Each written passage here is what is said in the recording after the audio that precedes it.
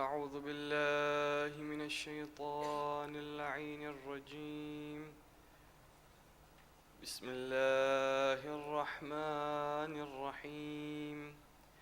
الحمد لله رب العالمين بارئ الخلائق أجمعين باعث الأنبياء والمرسلين، والصلاة والسلام والتحية والإكرام على سيدنا ونبينا وحبيب قلوبنا وطبيب نفوسنا وشفيع ذنوبنا أبي القاسم محمد. اللهم صل على محمد وآل محمد وعلى أهل بيته الطيبين الطاهرين المعصومين المظلومين الذين أذهب الله عنهم الرجس وطهرهم تطهيرا.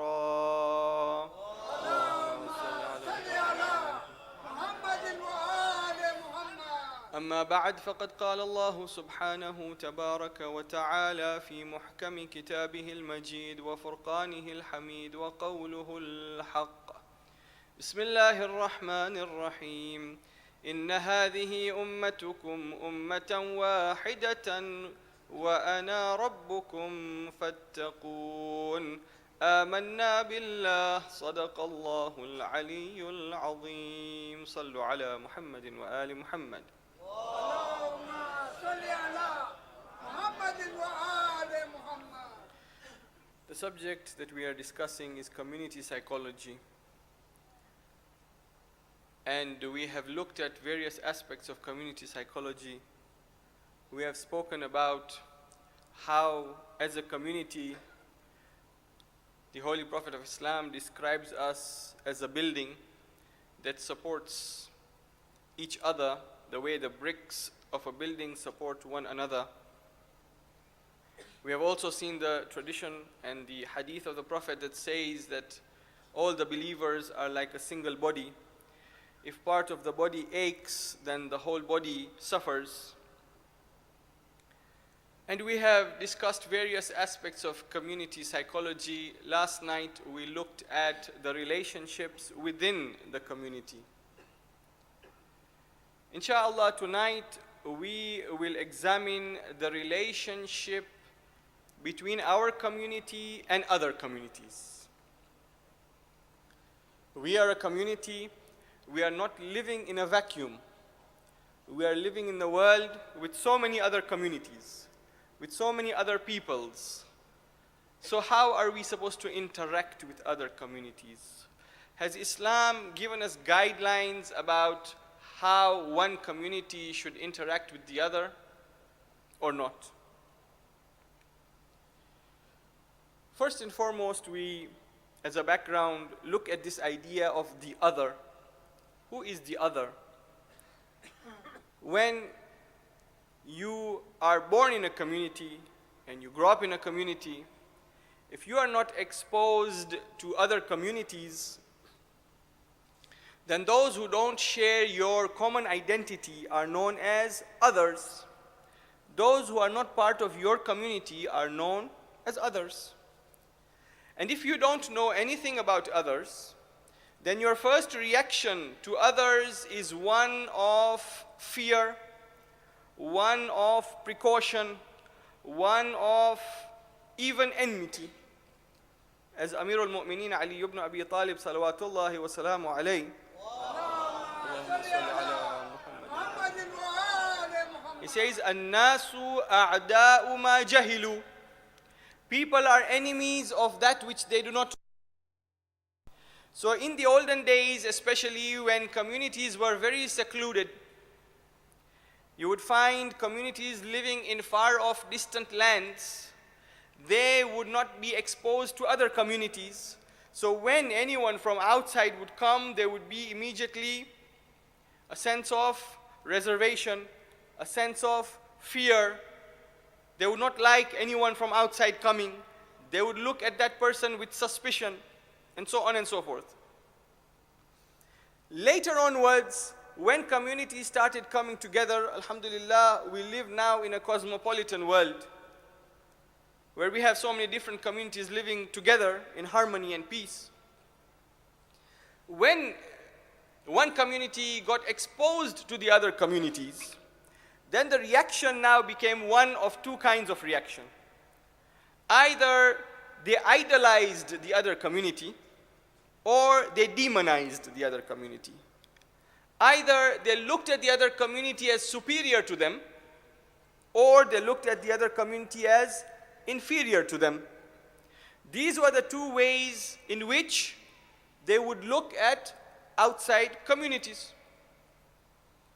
And we find that even in cases where communities were living together in harmony, because of these kind of differences that they had between them, where one was perceived as either superior or inferior, and also perceived themselves as superior or inferior, the harmony between communities did not last long. When we had two communities living side by side, for various reasons, in a short span of time, they would start fighting with one another. They would start conflict for various reasons. Either they would fight because of the resources in that area, for land, for water, for any other resource. Or they would fight for political reasons. One community wanted to expand and it encroached on the land of another community. Or one community was open and allowed other communities to join in, whereas the other was reserved. And so we find so many different reasons and factors for conflict between communities. And obviously, when there is conflict, the community that is weaker gets oppressed, gets trodden upon. There are so many examples in history. The example of the Israelites, for example. When Prophet Yusuf alayhi salam became the governor in Egypt, and his brothers came to Egypt because there was a famine in their land, from that time, the children of Yaqub alayhi salam settled in Egypt. They were given land in Egypt. They were told, you can live here, you can farm here, and you can procreate and prosper. After a few years, when the time of Musa alayhi salam came, by the time of Musa alayhi salam, these very same Israelites had become slaves in Egypt. The very same who were invited and given land had become slaves in Egypt. Now, what are the factors that changed? We don't know. One would have to go and study history. But this is the reality, that the relationship between communities is not one that remains fixed and firm. It changes depending on the political climate, depending on different factors. The situation keeps on changing. But why has Allah Azza wa Jal created us like this, that we don't all belong to one single community? Why do we belong to different communities? So that so many of these problems come up. If we were one single community, at least we would not have these kinds of problems with outsiders.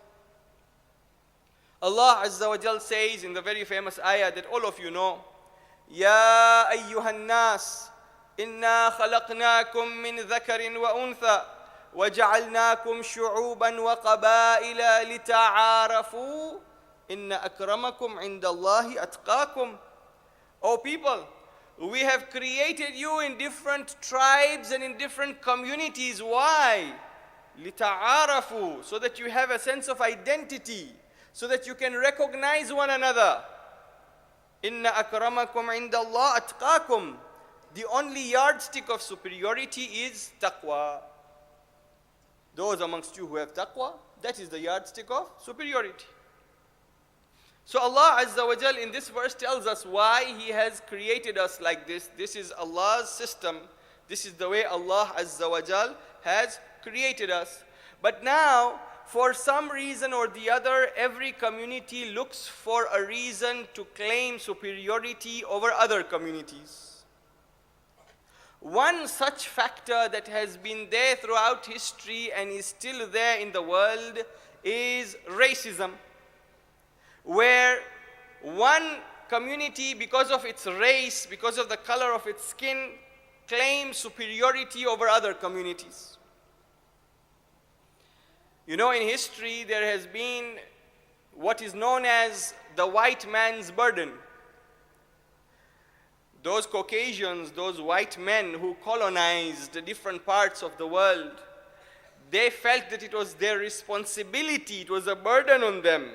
It was their responsibility to go out to those lands which they felt were uncivilized, and they would bring civilization and they would bring Christianity to these lands. They said it's our duty, it's our burden. That is known as the white man's burden. And so when they went to different lands and they occupied those lands and they colonized those lands, they felt they were doing the people in those lands a great favor. White man's burden. Then we look at the North Atlantic slave trade. How, because one individual's skin color is white and the other individual's skin color is black, they feel now they have a right to enslave them. Slavery has been there throughout history in so many communities, but it has never taken such an ugly form as it did in the North Atlantic slave trade. You say even in Islam, at the time of the Prophet, there were slaves. Yes, there were slaves. But the way the slaves were treated there and the way when Islam came, it instituted so many rules that we find that our Aimma alayhimus salam would sit with their slaves and eat. The Prophet would sit with the slaves and eat. Whenever there was any excuse, you would free a slave. Sometimes they would free slaves and the slaves would say, no, please, don't free me. I want to stay with you. That was a different kind of slavery. When you read about the horrors of the North Atlantic slave trade, I mean the slave trade of the Americas, when the Americans came to Africa and took slaves, horrors beyond imagination, where one community completely subdues the other community. And more recently, we have examples like apartheid in South Africa, which ended. That was also terrible. One community suppressing another community. And until today, this problem of racism is there throughout the world. We hear of movements like Black Lives Matter in the United States. Why? In the 21st century, do people have to come out on the streets and carry placards saying Black Lives Matter? Everybody knows Black Lives Matter. There's no difference. But even in today's world, there is this problem of racism. And racism is not limited to one race. No. We're not saying racism is only a white man's problem. No. Every community has this problem. In 1739, when Nadir Shah conquered northern India and he set up base in Awadh, northern India, he changed the language, the official language of the country, to Farsi. Himself being a Shia, even the Shia of India were second-rate citizens in his eyes. Why? Because Iranian versus Indian. There was a man known as Agha Ahmad. He was the grandson of the great Usuli scholar Muhammad Baqir Behbahani. Agha Ahmad has a travelogue, has a safarnameh, in which he describes his visit to India. And in 1810, he printed this safarnameh. It's available. And he describes the Indians in very derogatory terms. He's an Iranian. He visited India. He describes Indians in very derogatory terms, not Indians as a whole, but especially the Shia. He says, these Shia are actually those who remind me of the Jahiliyyah, Arabs of Jahiliyyah. That's what he writes. Himself being a Shia, visiting India, seeing the Shia, perception. Look at the racism that is inside there. And then he starts quoting in his book all the problems that he feels are there with these Indian Shia. He says, they call their ulama Qibla. You know, until today we sometimes say, Qibla is here. Qibla tashrif laaye hai. Don't we say that? He said, these people, they call their ulama Qibla. There's only one Qibla in Islam. He's writing this. So these were the perceptions. And he looks for very petty things like that to undermine the Indian Shia. If a person reads what Indian Shia have done for Islam and for Tashayyu, you will be surprised. At one time, they were the ones who were sending money for the upkeep of the Haram in Najaf and Karbala. The Indians were sending, the Indian Shia. But no, today Shia does not mean anything but Iran, maybe, and some parts of Iraq. That's it. No. And so some of them had, this is not something that is common to an entire race. No, there are some individuals who have this kind of perception. There are some people amongst every community who have such a racist mentality and attitude. We cannot judge an entire race or an entire people based on the actions of a few. But we must realize that this is there. This is a reality. And Islam completely is against racism. There is no place for racism in Islam whatsoever. Right from the time of Rasulullah, you find Rasulullah had companions from so many races. He had Bilal al-Habashi. He had Salman al-Farsi. You find that when the Muslims were in trouble, where did the Prophet send them? He sent them to Abyssinia. He sent them to Africa, to Najashi. Why? Because he is a just ruler. You look at the ahkam of Islam. You find that Islam, the ahkam are all one, in which there is no difference based on skin color whatsoever. When you pray your Salatul Jama'ah, you pray together. When you go for Hajj, you are all together. And this is something that really affected certain individuals like Malcolm X. When Malcolm X went for Hajj, he was surprised and happily surprised that, look, me as a black Muslim, I am coming here. Muslims from all parts of the world, from all ethnic backgrounds, together they do their tawaf. And this is the spirit of Islam. There is no racism whatsoever in Islam. And that is why we find that even later, about 100 years after the Hijrah, there was a Khalifa known as Umar ibn Abdul Aziz. He was in correspondence with a European emperor known as Leo III. And they were writing to each other about Islam. And he was inviting him to Islam. And it's a very interesting thing how they were corresponding about Islam and the tenets of Islam. And Leo would say that, you Muslims, you are very petty. Your Jannah has all these worldly pleasures like wine and so on and so forth. And so Umar ibn Abdul Aziz, this is the Khalifa. Now imagine two rulers from completely different backgrounds are communicating about Islam. He's inviting him to Islam. And so there is nothing in Islam that gives any preference to any race. There is no racism in Islam. And the Prophet Muhammad Mustafa sallallahu alayhi wa alihi,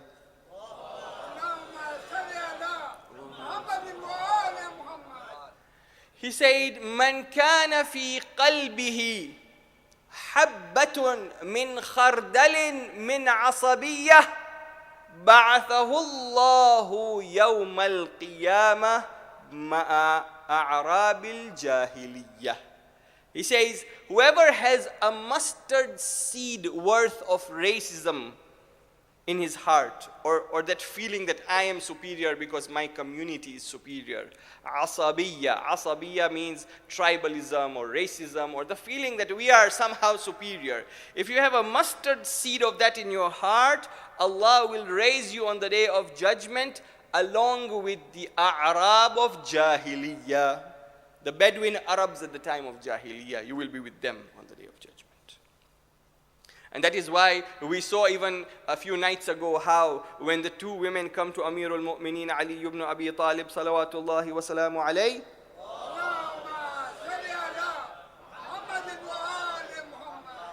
and one is Arab and one is Ajam, and Imam gives both of them the same amount of stipend, and the Arab lady stands up and says, "But I am Arab."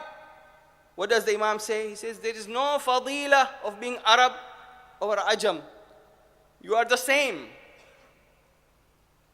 This is how it is. However, the sixth Imam alayhi salam, because the Arabs have this thing of uruba, this very great intrinsically rooted pride of being Arab. Huh? You must have heard. Whenever they say Islam, they will say Islam al-Arabi. They always add Arab and Islam together, as if it is some kind of great merit, as if Allah Azza wa Jal gave you to choose to become an Arab. So you are so happy that you chose to become an Arab. So, sixth Imam alayhi salam, to break that feeling that some Arabs had at his time and even from the time of Amir al-Mu'mineen, he says something very interesting. It's attributed to the sixth Imam alayhi salam. He says, لو أنزل القرآن على عجم ما آمنت به العرب وقد نزل على العرب فآمنت به العجم وهذه فضيلة للعجم. The sixth Imam alayhi salam says, if the Quran was revealed on a non-Arab, the Arabs would never believe in it. But the Quran was revealed on an Arab, yet the Ajam, the non-Arabs, believe in it. And this is a fadila for non-Arabs. It is a fadila for the Ajam. That even though it was not revealed to them, still they believe in it. Why? Because it is haqq. And so we need to look at it like this, that now we are as a community, Islam teaches us that we should not have any sense of superiority over other communities. We should not feel we are better than other communities. Every community has its positives and negatives. Indeed, we may be better than others in many things. We may be better than others in many things. And others may be better than us in many things. Allah Azza wa Jal tells us in the Quran, Ya ayyuhalladhina amanu, la yaskhar qawmun min qawmin, asa an yakunu khayran minhum, wala nisa'un min nisa'in, asa an yakunna khayran minhunna. O believers, let not one community ridicule or mock any other community. Maybe they are better than them. Let not the women of any community mock the women of any other community. Maybe they are better than them. So we are supposed to be people who don't assume superiority, but rather look for the good in every community. You may find some very beautiful points that you can emulate, which other communities practice, we do not practice. And we can take the good from them. And likewise, if we have something good they do not have, we can share it with them so that they too can learn. That is the right approach. That is the Islamic approach. And we find that there are so many good things. One example I can give you. The Arabic language. We are not Arabs. It's not our language. But the Arabic language is a beautiful language. Those of you who learn this language will realize that you cannot compare it with any other language in the world. It's a very beautiful language. Why not go and learn? You know Al-Biruni, that famous polymath we spoke about the other day. Al-Biruni himself is an Iranian, of Iranian origin. But he says, I would rather somebody scolded me in Arabic than praised me in Farsi. I prefer somebody to scold me in Arabic than to praise me in Farsi. Why? Because of the fadila of the language. This language is a beautiful language. A beautiful language. One day, a man comes home from a very tiring hunting trip in the desert. And he tells his wife that, look, I'm very tired, I'm going to bed. If anybody comes for me, tell that person I'm not here. I don't want to meet anyone. Now that wife, she never used to like to lie.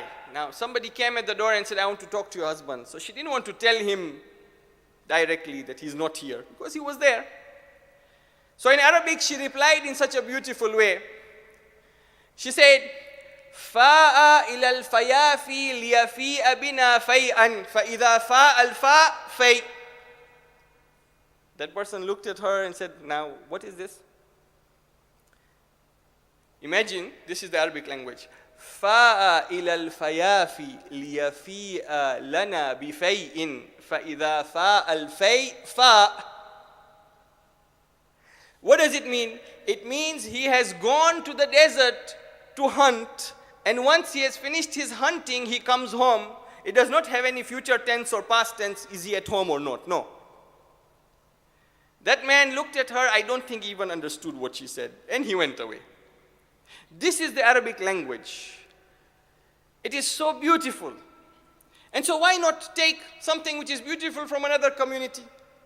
If we learn this language, we will learn to read the Quran and understand it. We will learn to read Hadith and understand it. Let's take it. Let us not stand back and say, no, because it is not our communal language and our cultural language, so we will stick to our cultural language. No. You have your own culture. Preserve it, no doubt. But now you have something beautiful from someone else. Learn it. Learn it. And so this is the approach where we are ready to take from others. Now we shift focus a bit. We turn away from the question of race and ethnic identity, and we turn to religious identity. You know, in every religion, there are different sects. Even if you look at Judaism, you look at Christianity, you look at Hinduism, whatever religion you take, you'll find there are different madhabs. There are different sects in that community. This is something very common. Unfortunately, every human being thinks that my religion and my madhab is true. Everyone else is false.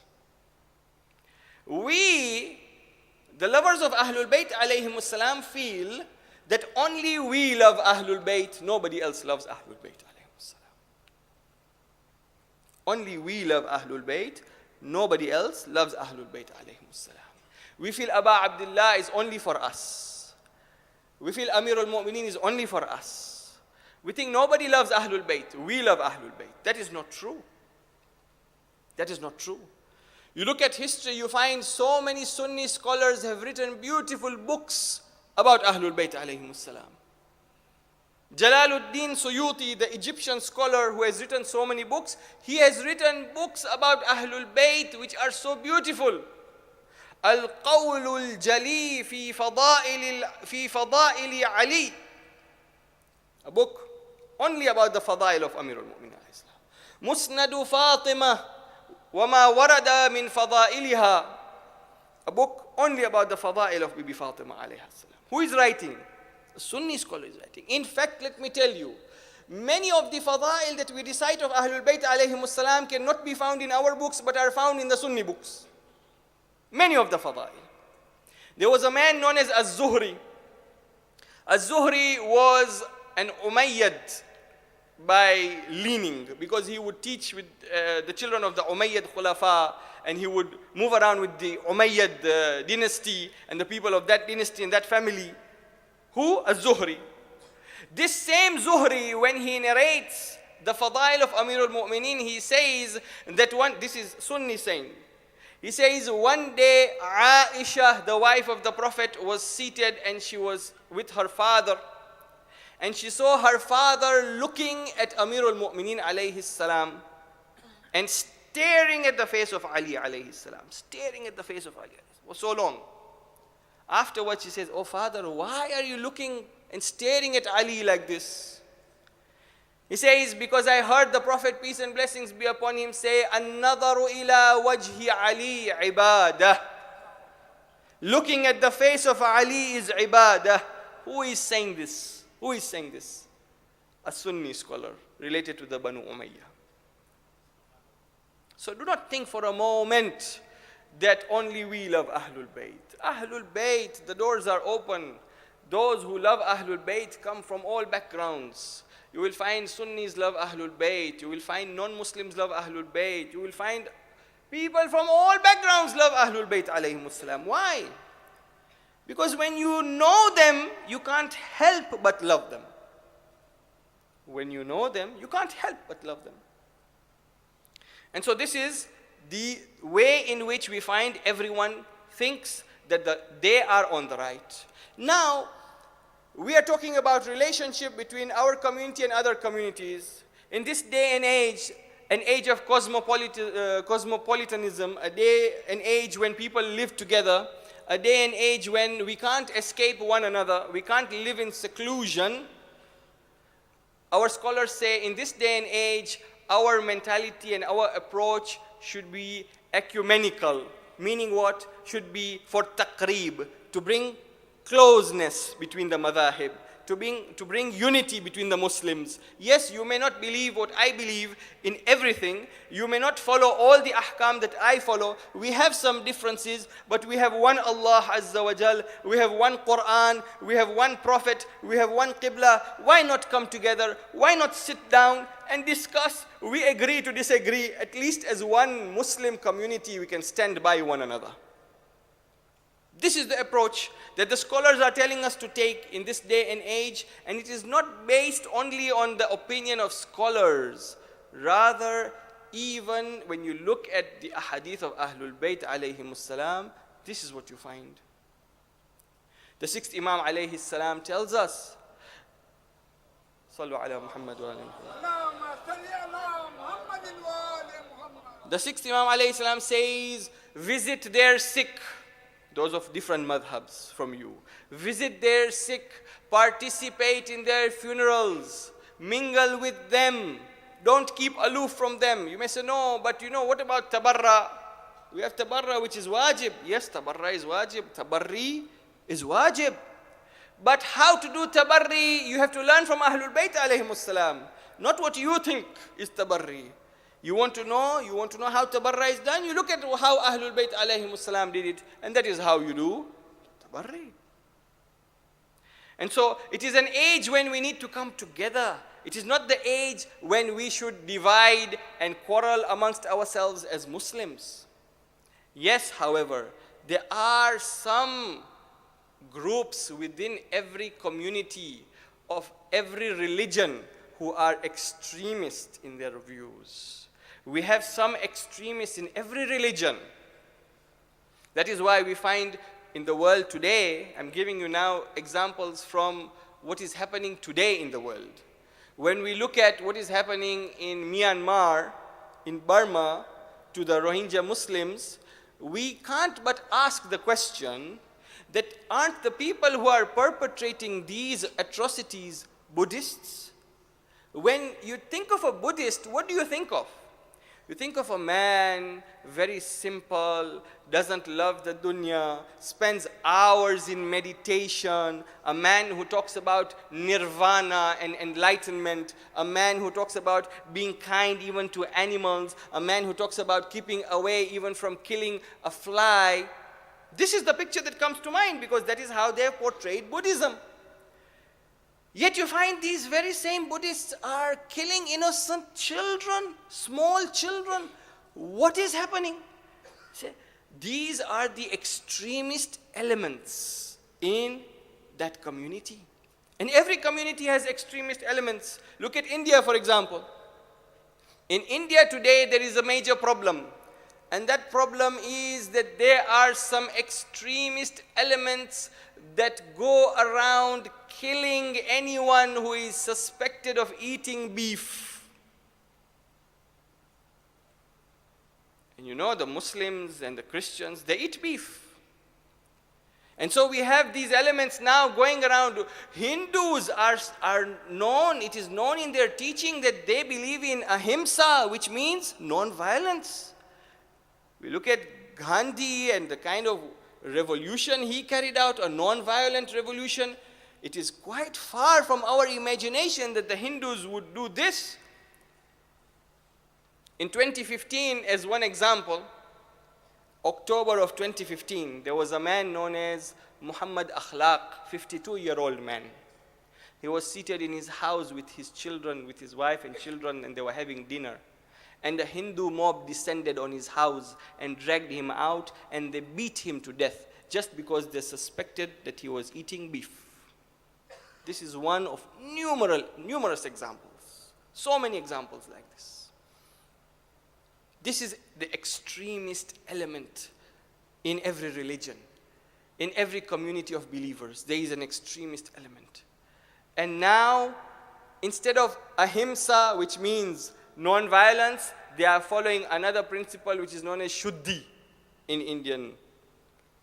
Shuddhi means forced conversion. You must convert. If you want your life to be spared, convert and become Hindu. Converting the Muslims, converting the Christians, making them Hindu again.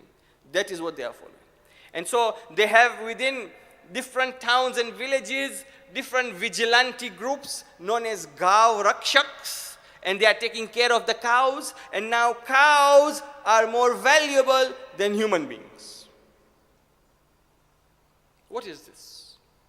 This is the extremist element. Yes, within Islam as well, we have had, and we always have had in history, and we have at present some extremist elements, but they are not limited to Islam.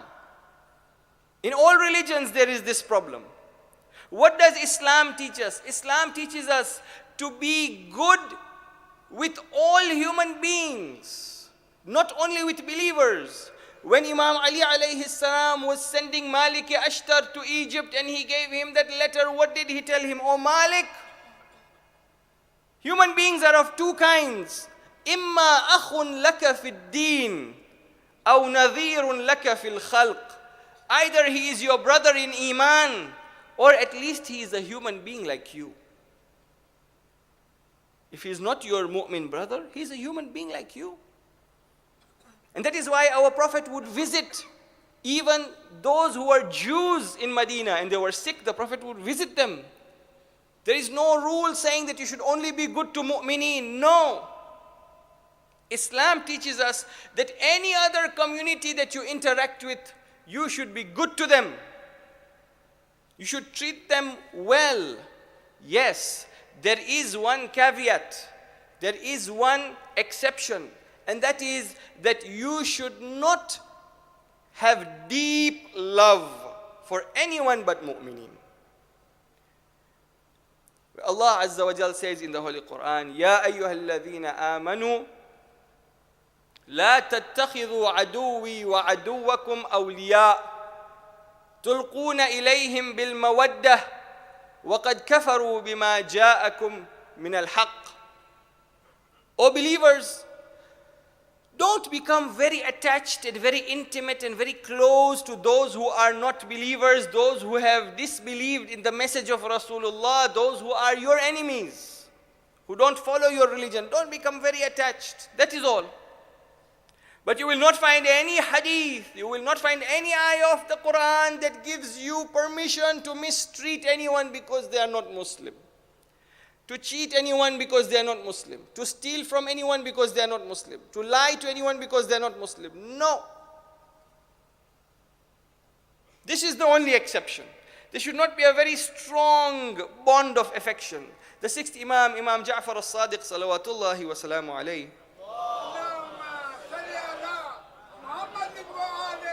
he says, أخلص ودك للمؤمنين. Your deep affection, your love, reserve it for the believers. That intimate connection you have with others, reserve that for mu'mineen. Otherwise, with other communities, you have to be very good.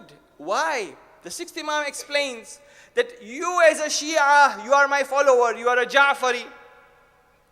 I want you to behave in such a way with other communities that they say that this person is good. هذا جعفري فيسرني ذلك. The sixth Imam says that brings joy to my heart when because of your good they say this is Ja'fari, he is a Ja'fari. He will never cheat you, he will never lie to you, he will never do anything bad to you. Why? Because then they give nisbah to the sixth Imam alayhi salam, because he's a Ja'fari. This is what is expected. Not like how some people, like there was one Arab who did so many bad things that when somebody asked him, which tribe are you from, which community are you from, he had to say, Su'ul iktisab yamna'uni min al-intisab. I have done so many bad things that I cannot tell you which community I'm from. Otherwise you will have a bad impression of the whole community. And so we are representatives of the lovers of Ahlul Bayt alayhimus salam.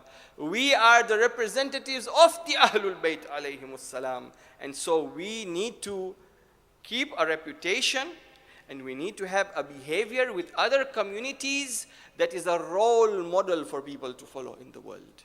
Sallu ala Muhammadin wa ali Muhammad.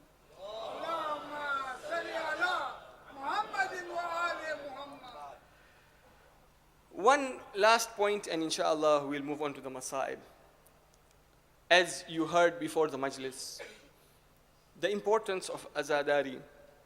Though this is not the subject of our discussion, but let's take a few minutes to understand that these days are a blessing for us. These gatherings are a blessing for us. As we mentioned on the first night, the Malaika attend these gatherings. Even according to some riwayat, the Ahlul Bayt alayhimus salam attend these gatherings. Now, why would a person leave their home to come all the way here? And then, in a gathering where there is Malaika, in a gathering where there is Ahlul Bayt, they want to stand outside. Does it make any sense? It makes no sense. How much time would you spare? You would spare an hour, 2 hours, 2 hours per night for 10 to 12 nights, and you buy with it your Jannah for eternity. Isn't it a good deal? So we should then try our best not to give in to our desires of wanting to move out, of chatting with somebody, of talking to somebody. Let us take this time and this opportunity. Who knows whether next Muharram we will be here or not? Who knows whether tomorrow we will be here or not? And hence, it is my sincere advice to all the brothers that as long as you don't have any good reason for going and you are in the vicinity, please be inside. Participate in the Azaa. We are the community who say, Ya laytana kunna ma'akum. Oh Imam, we wish we could be with you. If you wish you can be with Aba Abdullah, can you not spare a few moments for Azaa? And then, once you do that, you will see the reward, inshallah, in the hereafter. Sallu ala Muhammadin wa ali Muhammad.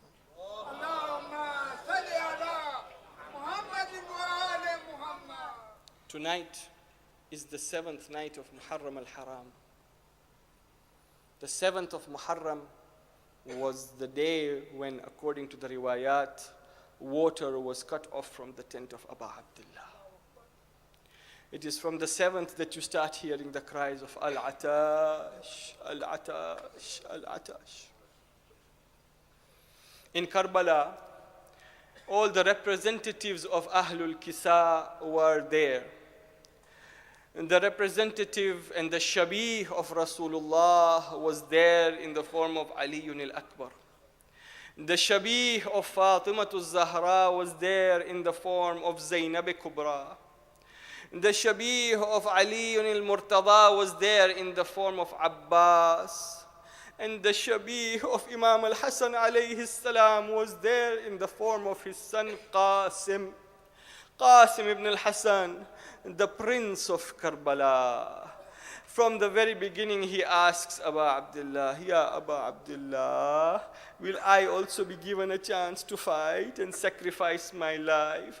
On the night of Ashura, when Aba Abdullah starts reading the list of the shuhada, he does not mention Qasim. Qasim comes to him and says, Oh my uncle, Ya Amma, will I not get a chance to sacrifice my life on you? Imam Hussein alayhi salam says, Qasim, how do you find death? How do you find death? He says, Ahla min al-asal. I find death sweeter than honey. On the day of Ashura, Qasim keeps coming to Aba Abdullah. Sometimes he kisses the feet of Aba Abdullah. Sometimes he kisses the hands of Aba Abdullah. Ya Amma, let me go. Ya Amma, let me go. All the time Imam Hussein would reply, No, you are the reminder of my brother Hassan. I will not let you go. He comes to his mother. He tells his mother, my uncle is not letting me go. She says, there is a taweez. Open that taweez. It has been tied to your arm. He opens the taweez and in that he finds a letter. Suddenly there is a smile on the face of Qasim. He runs quickly to the tents of Aba Abdullah. Ya Amma, this is a letter for you. Aba Abdullah reads that letter. He begins to weep. The Maqatil tell us he hugs Qasim and they weep so much. They weep so much that they fall down on the ground of Karbala. A Ajrukum ala Allah, Ajrukum ala Allah. And then Abu Abdullah prepares Qasim himself. He calls for the tabarrukat and he takes out an ammama. He puts it on the head of Qasim, and then he takes out a white piece of cloth and he tears it with his own two hands. Do you know when a person tears cloth with his own hands? When he is preparing a kafan. He is making Qasim wear a kafan. Abu Abdullah prepares Qasim, and then he makes Qasim ready and puts him on the horse. हाँ आज़ादारो, मौला ने खुद अपने हाथों से कासिम को घोड़े पे सवार किया, इसलिए कि कासिम का कद छोटा था और उनके पैर घोड़े के रकाब तक नहीं पहुंचते थे. एक मर्तबा हुसैन ने कासिम को बिठाया, पेशानी पे बोसा दे के कहा, बुनैया तकद्दम, मेरे लाल जाओ. एक मर्तबा कासिम मक्तल में आए. अज़रक़ शामी एक मशहूर व मारूफ कातिल समझा जाता था. उनके 4 बेटे थे. उनसे अपने लिए तौहीन समझी कि मैं कासिम से लड़ूं. उसने अपने 4 बेटों को एक के बाद दीगर भेजा. कासिम ने सबको वासिले जहन्नम किया. गुस्से में आके अज़रक़ शामी मक्तल में आया, कासिम के साथ लड़ा. यहाँ अज़रक़ शामी निकला है. हुसैन जानते थे कितना खतरनाक है. यहाँ अज़रक़ शामी निकला. हुसैन ने अपने हाथों को बुलंद किया और कहा, पालने वाले, इस चचा को मंजूर है कि कासिम के पामाल टुकड़ों को उठाए, मगर मेरे अल्लाह, मेरे लाल को इस जालिम के सामने कामयाब करना. कासिम ने अज़रक़ शामी को कत्ल किया. जब अज़रक़ शामी कत्ल हो गए, एक मर्तबा चारों तरफ से कासिम के ऊपर हमला हुआ. कोई इस तरफ से आया, कोई उस तरफ से आया, चारों तरफ से हमला हुआ. अज़ादारान इमाम हुसैन, जब ये हमला हुआ है तो कहते हैं जनाब कासिम अपने जूते की डोरी को कस रहे थे. यहाँ जूते की डोरी को कसने के लिए कासिम घोड़े पे झुके कि पीछे से आके कासिम के पुश्त पे किसी ने गुर्ज लगाया. कमर की हड्डी टूट गई. अब कासिम खड़े न हो सके. अज़ादारों, चारों तरफ से कासिम पे हमला हुआ. एक मर्तबा घोड़े से जमीन पे आए, आवाज दी, चचा जान मेरी मदद को आइए. आप जानते हैं करबला में जितने शहीद जमीन पे गिरे हैं, सब ने हुसैन को एक मर्तबा पुकारा, एक मर्तबा बुलाया. हबीब गए, अस्सलामु अलैका या अबा अब्दुल्लाह कहे. हुर गए, अस्सलामु अलैका या अबा अब्दुल्लाह कहे. और मोहम्मद गए, एक मर्तबा पुकारा, वाह अम्मा अदरिकना, मामू जान हमारे मदद को आए. जब अली अकबर गए तो अली अकबर ने बाबा को अदरिकनी भी नहीं कहा. जितने गए एक मर्तबा बुलाया सिवाय कासिम के. कासिम ने बार बार मजलूम करबला को पुकारा, चचा जान मेरी मदद को आइए, चचा जान मेरी मदद को आइए. बार बार पुकारा, वाह अम्मा अदरिकनी, वाह अम्मा अदरिकनी. आप जानते हैं क्यों? एक मर्तबा कासिम जब घोड़े से जमीन पे गिरे, हुसैन ने खेमे को शेर की तरह छोड़ा, मक्तल की तरफ आए. यहाँ के घोड़े वहाँ दौड़े, वहाँ के घोड़े यहाँ दौड़े. कासिम की लाश घोड़ों के टापों से पामाल होता रहा. ज़ियारत नाहिया में इमाम ज़माना कहते हैं, सलाम हो उस पर जिनकी दानी हड्डियाँ बाईं तरफ आ गई, जिसकी बाईं पसलियाँ दाहिनी तरफ आ गई. आप जानते हैं कासिम ने मौला को बार बार क्यों पुकारा? जैसे जैसे घोड़े की टाप कासिम के बदन पे पड़ती थी, वैसे वैसे कासिम कहते थे, चचा मेरी मदद को आइए, चचा मेरी मदद को आइए. हाँ عزادارو، ایک مرتبہ قاسم کے لاشے پہ مولا پہنچے ہیں.